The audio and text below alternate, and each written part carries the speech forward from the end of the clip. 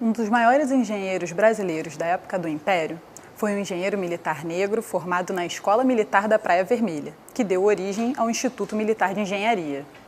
Um homem que entrou para a história como um engenheiro, militar e um grande lutador nas causas abolicionistas. Introduziu técnicas inovadoras de engenharia no século XIX, um personagem que merece ser lembrado. Seu nome, André Rebouças, e ele fez história ao lado do irmão, também engenheiro. Túnel Rebouças, Rio de Janeiro. Muita gente que passa pelos seus 2.800 metros não sabe quem foi o Rebouças, que deu nome à obra. Na verdade, são dois Rebouças homenageados, André Rebouças e o irmão Antônio. De acordo com a Prefeitura do Rio de Janeiro, o túnel no sentido da Lagoa ao Rio Comprido se chama Antônio Rebouças. André Rebouças é o sentido contrário, do Rio Comprido à Lagoa. Mas quem foram eles? Para saber, temos que voltar ao tempo do Império.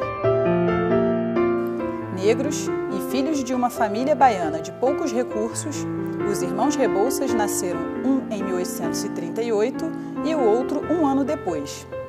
Eles se mudaram para o Rio de Janeiro ainda crianças com a família. André vem de uma família, de um homem de uma visão aberta, tão aberta, que conseguiu exercer o direito na Bahia, onde o direito sempre foi muito bem avaliado, sem ter feito o curso. Só pelo prestígio que ele, o Antônio, o pai, tinha junto à época, sendo um mulato, filho de um português, alfaiate, e de uma escrava alforriada. André e Antônio estudaram no Colégio Militar e se formaram na Escola Politécnica da cidade. Completaram seus estudos na Escola Militar da Praia Vermelha, em 1859, e se formaram engenheiros militares.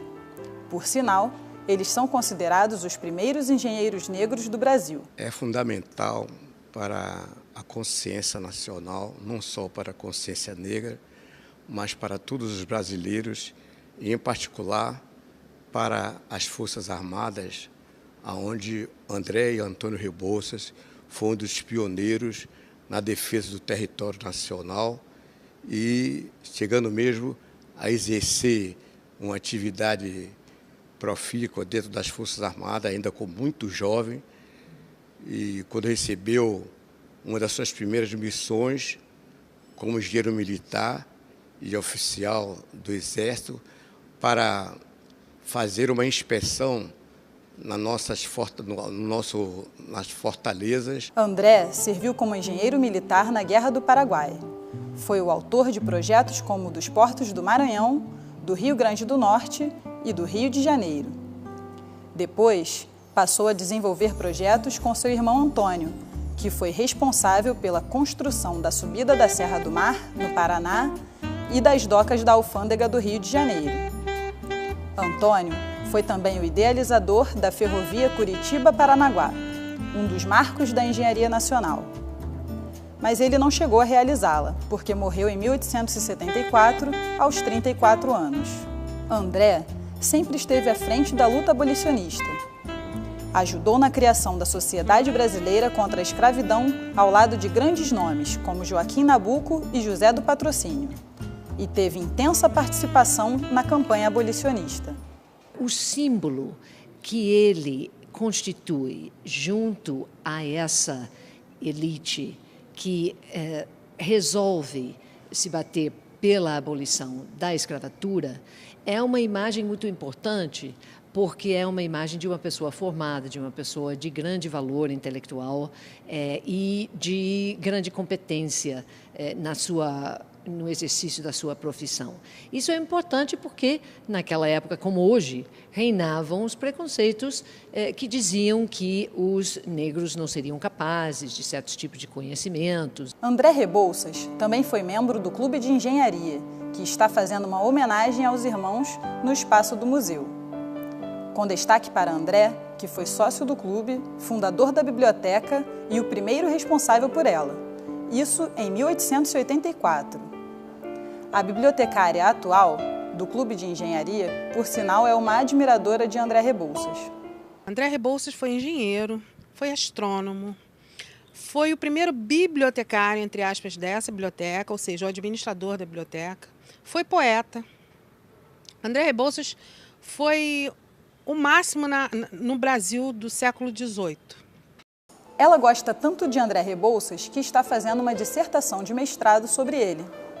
Se ela encontrou curiosidades sobre o André... Nós temos diário dele, que está na restauração, nós temos ata da criação do clube, ata da nomeação dele, de quando ele foi responsável administrativamente pela biblioteca.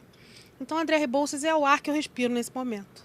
Obras raras sobre André Rebouças também podem ser encontradas na Biblioteca Nacional. O André Rebouças escrevia sobre todos os assuntos, ele era um talento incrível, admirável.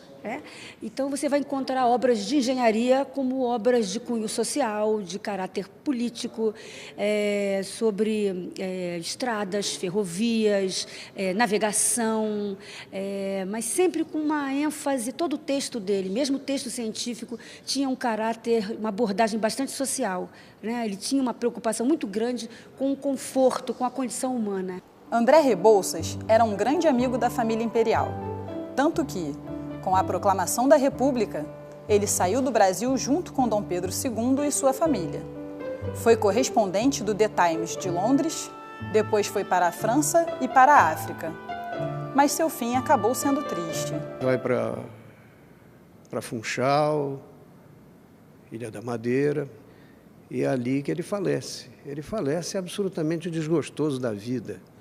Ele se suicidou, lançando-se de um penhasco que ficava à frente do hotel onde ele residia, já com muitas dificuldades financeiras. Todas estas histórias reforçam a importância de se preservar a memória dos irmãos Rebouças e das lutas e feitos de André Rebouças.